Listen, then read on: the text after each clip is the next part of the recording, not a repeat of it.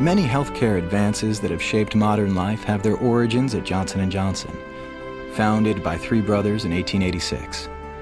To tell that story, we have to go back to the beginning, in 1861, at the start of the American Civil War. Crystal Lake, Pennsylvania. A family with 11 children and 2 sons already in the Union Army wanted to keep their third son safe and out of the conflict.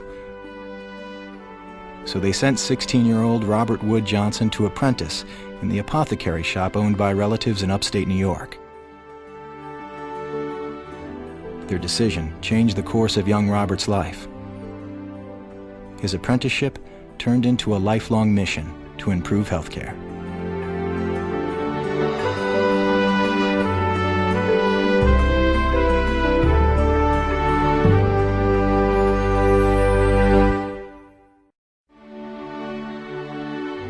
In 1873, Robert Wood Johnson, now 28 years old, formed a medical products business with a man named George Seabury. In 1876, the United States celebrated its 100th birthday with the Centennial Exhibition, a World's Fair in Philadelphia, Pennsylvania. Robert attended, representing Seabury and Johnson. While he was there, Robert heard a lecture given by the noted English surgeon Sir Joseph Lister. In the 1860s, operating rooms were not sterile and surgical survival rates were tragically low. Lister had taken Louis Pasteur's discovery that invisible germs cause infection and applied it for the first time to surgery. Lister's radical idea that surgery should be sterile inspired the now 31-year-old Robert Wood Johnson with a new business opportunity: to manufacture the first mass-produced sterile surgical dressings and sterile sutures, and save the lives of surgery patients.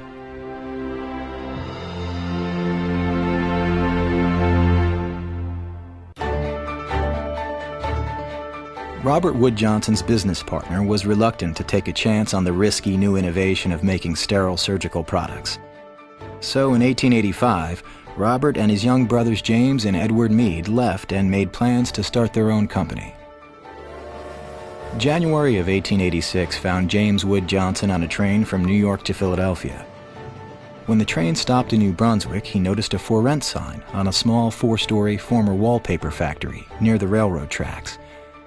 Getting off the train to take a closer look, he rented it for Johnson & Johnson.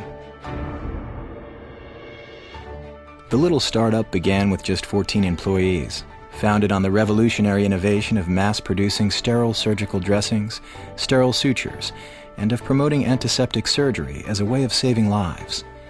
The new company in 1886 offered a very different business philosophy of the day, one of openness and transparency, of responding to needs in society, and a working partnership with the medical profession. We are all fortunate in that we are engaged in manufacturing products to be used throughout the world for the relief of pain and suffering. Robert Wood Johnson. The first products were medicinal plasters, which delivered medicine directly through the skin. Sterile surgical dressings and sterile sutures came next, followed by one consumer product, a tooth cream called Zahnweiss, meaning white teeth in German. Robert would walk through the town of New Brunswick, striking up conversations with the local business owners. On one such occasion, he entered the Opera House Pharmacy and took an immediate liking to the pharmacist, Fred B. Kilmer. Johnson and Kilmer shared an interest in Sir Joseph Lister's theories and a passion to improve healthcare. Eventually, Robert persuaded him to join Johnson & Johnson, where Kilmer became the scientific director from 1889 to 1934. Working closely with the Johnson brothers, Kilmer helped set Johnson & Johnson on the path it follows today. From the beginning, the Johnson brothers were astute in using information to grow the business. In 1888, Johnson & Johnson published Modern Methods of Antiseptic Wound Treatment, a how-to manual on sterile surgery with articles by the leading antiseptic surgeons of the day. As the need evolved to sterilize our mass-produced surgical products, Johnson & Johnson pioneered steam sterilization in 1891.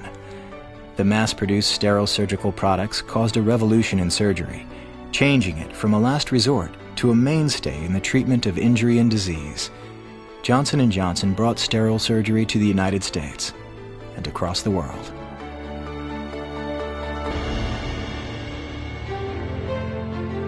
Johnson & Johnson expanded rapidly, with success leading to new products, many as a result of consumer feedback. When Fred Kilmer heard that a doctor's patient was complaining of irritated skin after removing a medicated plaster, Kilmer sent the doctor a small container of talc to soothe the patient's skin. A container of talc was then included with some plasters made to alleviate any irritation. Consumers replied that not only did the powder soothe the irritation from the plasters, it also soothed their baby's diaper rash. So, in 1894, Johnson's baby powder was put on the market, giving birth to our baby products business.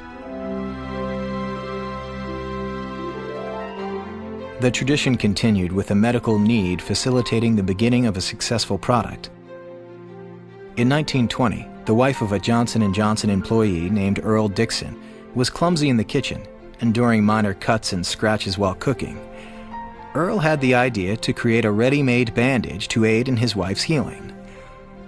Although they're a part of everyone's medicine cabinet today, Band-Aid brand adhesive bandages were originally such a new concept that nobody knew how to use them.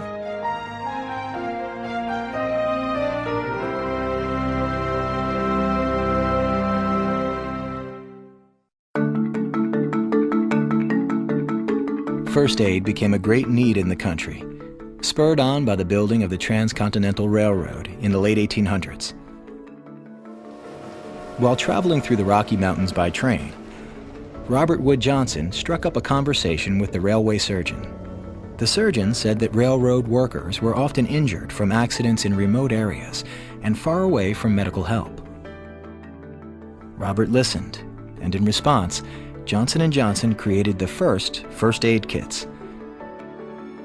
These were followed in 1901 with the first aid manuals, researched and written by Fred Kilmer.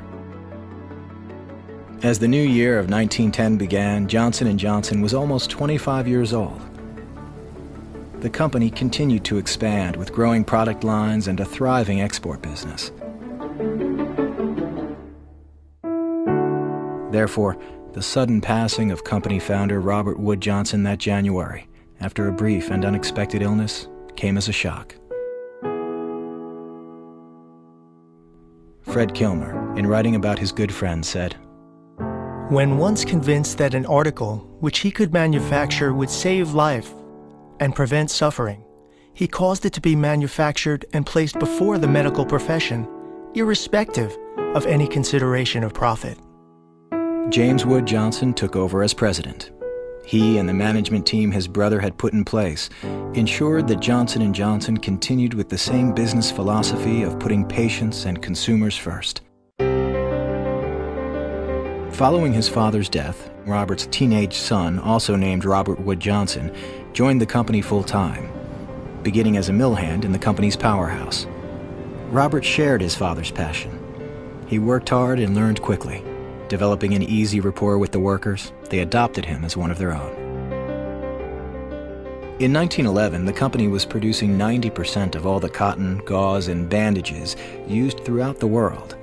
A decade later, with the understanding of how important a global economy would be in healthcare, young Robert and his brother Seward took a year-long worldwide research trip to assess business conditions. Robert strongly believed that global decentralized expansion would help us grow into the future. He knew that locally managed operating companies were closer to their customers and markets, and it served his motto, "Be as local as you can be." Robert moved into the leadership role at Johnson & Johnson when his Uncle James retired in 1932. His leadership began during the depths of the Great Depression, when a sense of the world was greatly changed.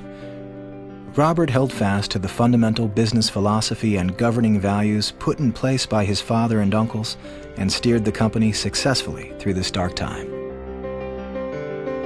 His outspoken philosophy and his leadership attracted the notice of President Roosevelt. During World War II, Johnson was made a brigadier general and appointed by Roosevelt to lead the smaller War Plants Corporation in Washington, D.C. During the industrial era, Johnson was a lone voice talking about corporate social responsibility, and yet he would not be deterred. He continued to think, write, and speak openly about the social responsibilities of business. Out of the suffering of the past few years has been born a public knowledge and conviction that industry only has the right to succeed where it performs a real economic service and is a true social asset. It is to the interest of modern industry to realize that service to its customers comes first, service to its employees and management second, and service to its stockholders last.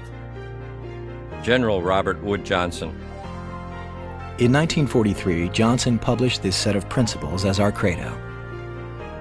He declared that moving forward, our credo would be the guiding principles within the company's philosophy, putting patients and consumers, employees, and the community before our final responsibility to our stockholders.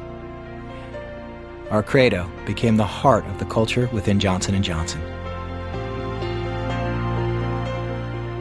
It was in 1963 that Robert Wood Johnson stepped down as chairman and CEO. He had left an indelible mark. His successors have continued to increase our capacity to meet unmet needs in human health and care for the community, a legacy that goes back to the beginning of the company.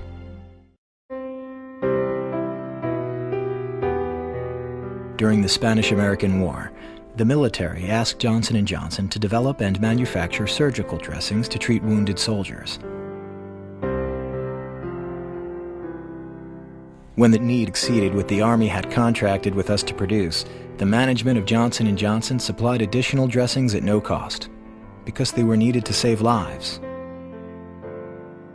2 years later, when a devastating hurricane struck Galveston, Texas, Johnson & Johnson sent products and money to help the survivors.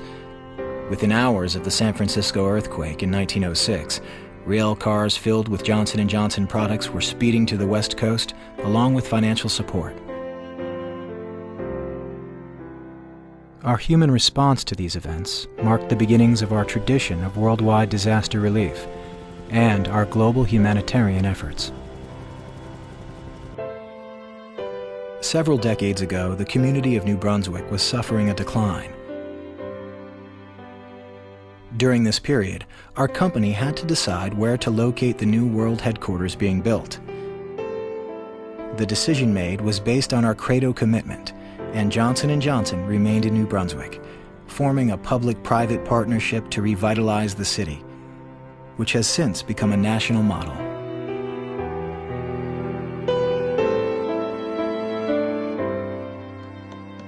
Our heritage helping the community also includes our tradition of employee volunteers, going back over 100 years, and it remains one of the traditions that unites our employees around the world.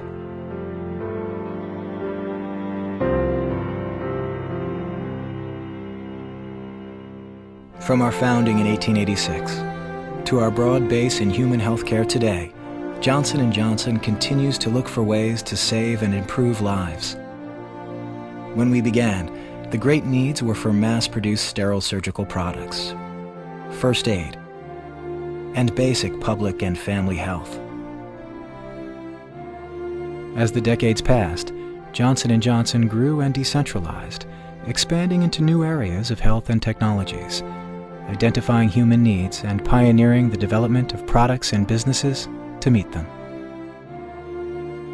Today, we continue to meet human health care needs in ways that the Johnson brothers and the first 14 employees who started our journey couldn't even begin to imagine. As we continue to build on their legacy, future generations at Johnson & Johnson will continue to care for the world in ways that we cannot even begin to imagine today. The world will continue to be healed, one person at a time. And the human element inherent in that makes all the difference.